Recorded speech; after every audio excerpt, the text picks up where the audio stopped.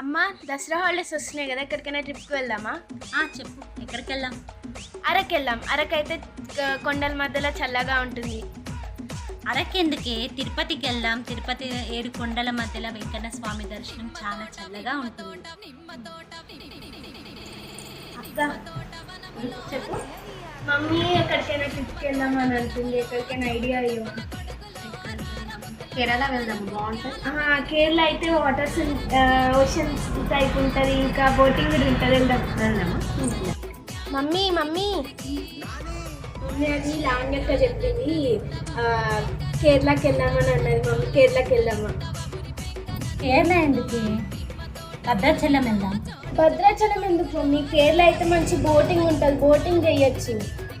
అలా అంటే భద్రాచలం కూడా పెద్ద నది ఉంటుంది, అక్కడ కూడా బోటింగ్ చేయొచ్చు. అక్కడ సీతారామచంద్ర స్వామి దర్శనం కూడా అవుతుంది, చేసుకోవచ్చు. అలా అంటావు మమ్మీ. సరే మమ్మీ, అయితే ఎక్కడికి వద్దంటావా ఈసారి ట్రిప్? లేదే, దసరాకి అమ్మమ్మ వాళ్ళ ఇంటికి వెళ్ళి ఎంజాయ్ చేద్దాం.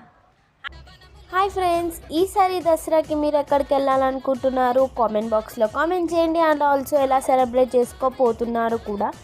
అండ్ ఇలాంటి వీడియోస్ మీ ముందుకి ఇంకా తెప్పించే ట్రై చేస్తాం. Stay tune for the next video. And me family members share చేసి సబ్స్క్రైబ్.